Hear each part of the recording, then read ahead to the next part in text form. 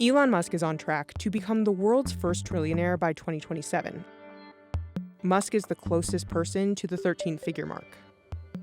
The biggest driver of Elon Musk's wealth has been Tesla stock.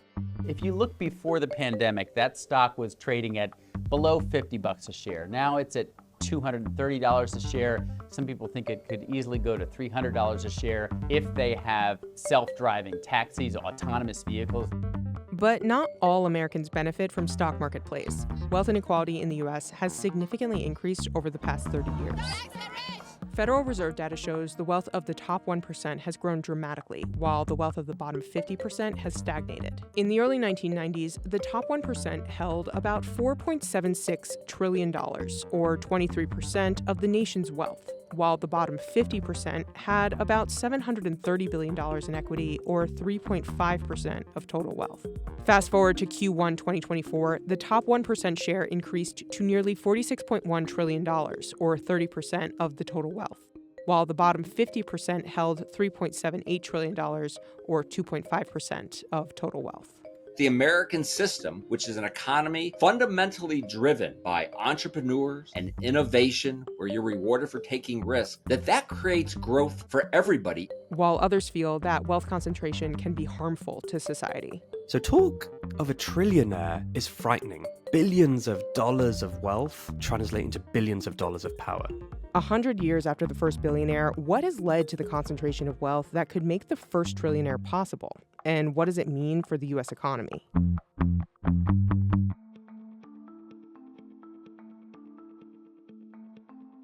Elon Musk was named the richest man in the world in January 2021. He started 2020 worth about $28.5 billion and ended it being worth around $167 billion. As of September 2024, his net worth is valued at roughly $265 billion, according to the Bloomberg Billionaires Index.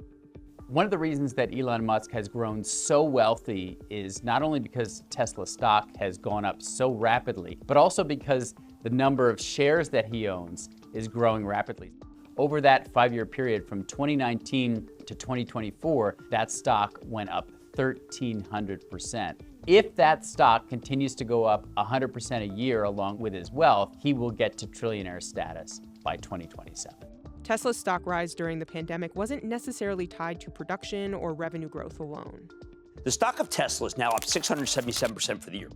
And that move has changed everything. Yet it only plans to make 500,000 cars this year.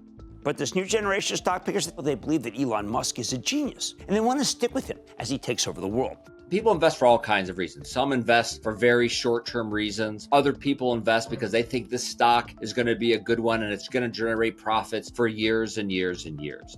Musk is in a unique position because of how he's compensated at Tesla. Elon certainly had a lot of other shareholders, and his stake in the company was fairly low when they started out, but he has had these massive pay packages, the most recent of which was over $50 billion. That's $50 billion in pay, not just what he owns in the company and the value of that stock. And so in addition to growing rich from his existing stock, he has grown rich every year from options that are part of these massive pay packages. We have never seen pay packages like this in corporate America, where somebody is given, if they meet certain benchmarks, a $50 billion payday. And so that has actually grown his share of the company over time to 13%. Some say based on current options, he could get to 20%. So one of the things that helps him reach trillionaire status is that Tesla stock grows, but also his ownership of the company grows because of these massive and unprecedented options. Neither Tesla nor SpaceX representatives responded to CNBC's request for comment. Usually when we think about the Forbes 400, we think about them owning about 3 or 4% of the total wealth in the economy, which is already quite large and quite outsized, but this would be an order of magnitude difference for one individual. Whether or not it comes to fruition, I think, depends on a lot of things happening, particularly what is the value of the businesses with which he has associated himself. Musk made his wealth through equity in the major companies he's led, such as PayPal, Tesla, and SpaceX. This is a pretty typical wealth story for the 1%. If you look at the list of the richest Americans, whether we're talking about Elon Musk or Jeff Bezos, the reason people get super rich is they start a company and they grow that company. And the reason that company keeps growing and growing is producing something valuable that people want. Wealthier individuals typically have larger portions of their assets invested in the stock market, while middle-income households tend to have more of their wealth tied up in real estate.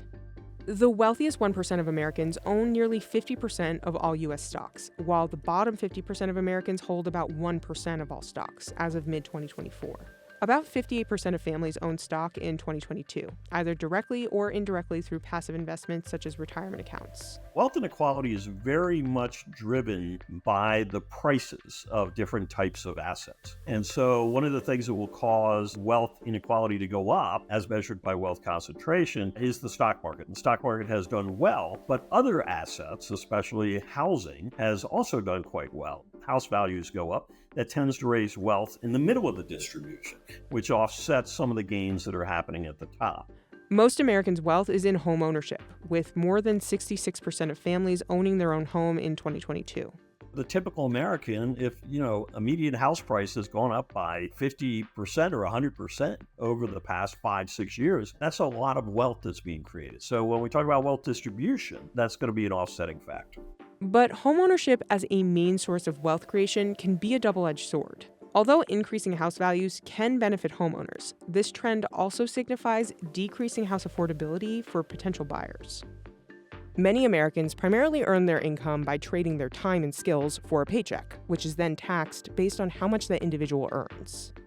On paper, the ultra-wealthy's income isn't quite as clear.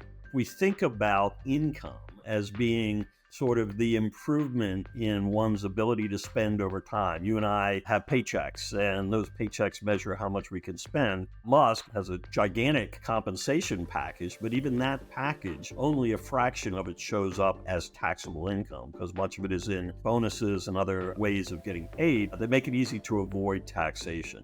Elon Musk has seen his fortune more than double over the past 5 years. What he does is he borrows against that $200 billion in equity, takes those loans and uses them for income, and so he has millions and millions of dollars in income that he never has to pay taxes on.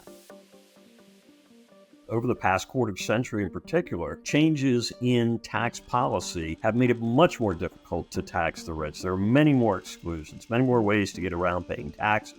Those same changes are what lead to a buildup in unrealized capital gains. Capital gains are the profits someone makes once they sell an asset, such as stocks or real estate.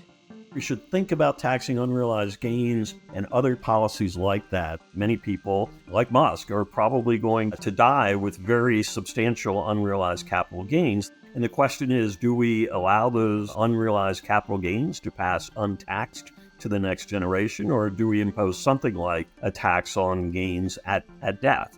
So I think we need to do a better job of taxing the income while it's being earned. And that involves changes in tax law and eliminating some of these loopholes that have been put in place over the past quarter century. One assumption could be that it's only because of the tax code that these people got rich, which is absurd. They got rich because they built a company and spent a lot of time building that company.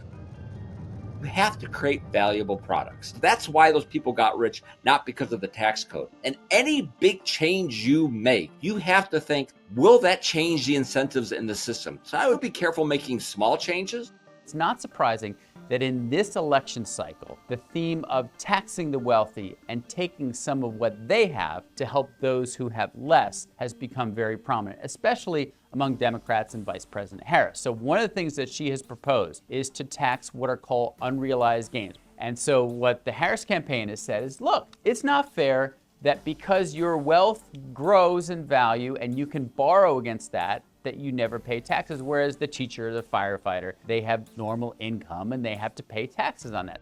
We need to tax the ultra-rich. We need to tax corporations. That's one of the most powerful ways to reduce inequality. President Trump and a Republican-controlled Congress passed the 2017 Tax Cuts and Jobs Act. The Tax Policy Center found that while the average American saved on taxes because of the legislation, the savings was disproportionate. A middle-income taxpayer saved about $900 by 2025, whereas the top 1% saved about $61,000.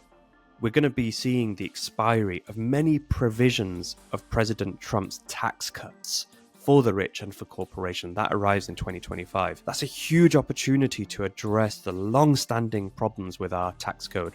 We should also think about getting rid of loopholes that cause a disconnect between what someone is really earning, what their income is, and how much they're paying in tax. Because how much they're really earning, that's what determines how fast their wealth is going to grow. Elon Musk, if his wealth is truly going up $200 billion a year and his income is nothing, it's zero, that tells us we have a real problem. America has always had a love-hate relationship with wealth. Great wealth in America is admired, but it's also envied, and there's a political strain in America that says we should redistribute some of that wealth to help those who need it most. And so Americans are very conflicted about inequality. Extreme levels of inequality slow down and undermine the fight against poverty. I'm inspired by the work of people like former US Supreme Court Justice Louis Brandeis. He's the one who said, we can either have extreme concentration of wealth in this country, or we can have democracy, but we can't have both. And I believe that's a choice that we're facing today. So far, the desire by most Americans to tax the wealthy has not played out in Congress. It's not played out in the White House. And there are some that say, well, that's because the wealthy buy the politicians and they have lobbyists who have fought this successfully for years. And that may be true, but it also has to do with the fact that if you have a tax that only applies to people worth $1 million or more with $1 million in income, like Harris has proposed, a lot of people say, wait, I don't have $1 million in income, but I might someday. So therefore, I don't support a tax on those who make more than $1 million a year because I might get there too. It's hard to form policy when Americans themselves are so conflicted about, yes, we're envious, we'd like to tax them, but I also want to get there too, and I admire these people.